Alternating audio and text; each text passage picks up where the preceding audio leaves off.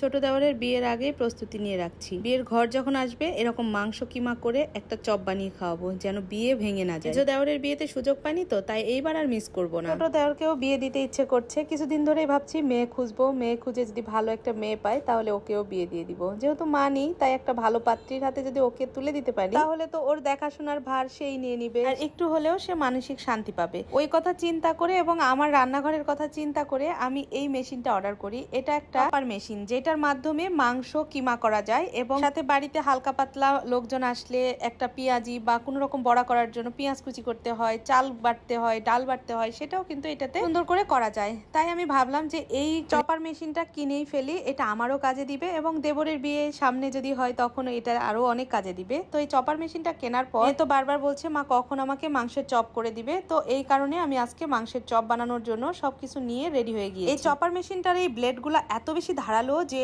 এইগুলাতে মনে হচ্ছিল হাত লাগার সাথে সাথে কেটে যেতে পারে, তাই একটু সাবধানে কাজ করতে হবে। তবে এই ব্লেড গুলাতে সুন্দর করে ক্যাপ পরানো ছিল, ক্যাপগুলো খুলে নিলাম, পরিষ্কার করে নিলাম। এখন আমি প্রথমে চাল আর ডালটা গুঁড়া করে নিব। চাল আর ডালটা একসাথে দেওয়ার একটাই কারণ, আমি যেহেতু অল্প পরিমাণে চাল ডাল নিয়েছি এই কারণে দুইটা মিক্সড করে দিচ্ছি। যদি শুধু চাল করতে চান তাহলে সেই ক্ষেত্রে শুকনা চাল আপনারা এটাতে একদম সুন্দর করে মিহি করে গুঁড়া করতে পারবেন, সেই ক্ষেত্রে পরিমাণটা বেশি দিতে হবে। আমি যেহেতু মাংসের কিমা দিয়ে একটা চপ বানাবো তাই আমি ওই রকম করে গুঁড়া করছি না, দুইটা মিক্সড করে একটু হালকা করে গুঁড়া করে নিচ্ছি। দুইটা সুইচ আছে, একটা লো একটা হাই, তবে আমি একসাথে দুইটা দিয়ে মিক্সড করে গুঁড়া করে নিয়েছি। আর এটাতে আমি পরিমাণ মতো জলও দিয়ে দিয়েছি যেন আমার ওই মাংসের কিমাগুলো মাখার সময় আর জল প্রয়োজন না হয়। দেখেন কি ম্যাজিকের মতো হয়ে গেছে, মানে চালগুলো একদম মিহি হয়ে গেছে আর ডালগুলো একটু হালকা হালকা করে গুঁড়ো আছে, যেটা পেঁয়াজির ক্ষেত্রে খুবই দরকারি। এইবার আমি মাংসগুলো কিমা করব। মাংসের পরিমাণ যত বেশি হবে তত আপনাদের জন্য সুবিধা হবে। আমার কাছে যতটুকু মাংস ছিল আমি সেটা দিয়েই কিমা করে নিচ্ছি। মুরগির হাড় ছড়িয়ে নিয়েছি, তারপর বড় বড় মাংসগুলো দিয়ে দিলাম। এখন এই যে দেখেন কিভাবে কিমা হয়ে যাবে। আর এটা দিয়ে বড়া করলে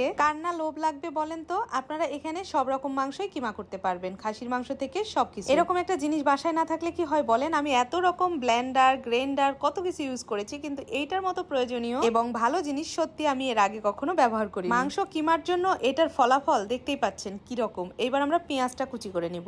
আমার মনে হয় আপুদের জন্য এটা খুবই খুবই ভালো একটা জিনিস হবে এইবার ঈদে, তাই আপনারা দেরি না করে কিনে ফেলতে পারেন আমার স্ক্রিনে দেখানো এই পেজ থেকে আরাধ্য শপ। আপনারা অবশ্যই আমার নাম করলে ডিসকাউন্ট পাবেন, এটা আমি আশা করি। এবার দেখেন এই যে পেঁয়াজগুলো কত সুন্দর করে কুচি হয়ে গিয়েছে। আর এই পেঁয়াজ কুচি তরকারিতেও দেওয়া যাবে, পেঁয়াজি করলেও দেওয়া যাবে, যে কোনো বড়া করলে দেওয়া যাবে। পেঁয়াজ কুচির ক্ষেত্রে 4-5টা হলে সুন্দর করে কুচি করা যায়। এইবার আমি ওই যে বেটে রাখা ডাল আর চালটা দিয়ে দিচ্ছি। এখানে যেহেতু চাল অ্যাড করা আছে তাই আমি আর আলাদা করে চালের গুঁড়া দিলাম না। এইবার আমি একটা একটা করে প্রয়োজনীয় মশলাগুলো দিয়ে দিচ্ছি। হলুদ, লবণ, মরিচের গুঁড়া, একটু আদা জিরে পেস্ট, রসুন, তারপর সবকিছু হাতে না মাখিয়ে আমি আবারও একটু মিক্সড করে নিব। মিক্সড করা হয়ে গেলে লাস্টে শুধু একটু কাঁচামরিচ আর কয়েকটা রসুনের কোয়া কুচি কুচি করে দিয়ে দিব এর মধ্যে। আমি তেল গরম করতে দিয়ে দিলাম। তেল ওইদিকে গরম হতে হতে ভালো করে একটু হাত দিয়ে মেখে নিচ্ছি। এখন এই যে তেল গরম হয়ে গেছে কিনা ওটা দেখে আমি একটু একটু করে চপগুলো কড়াইয়ের মধ্যে দিয়ে দিচ্ছি। আর একটু হালকা আঁচে আমি এটাকে ভালো করে ভেজে নিব। একদম সুন্দর করে ভাজা হওয়া পর্যন্ত আমি এই পাশ ওই পাশ করে ভাজতেই থাকবো।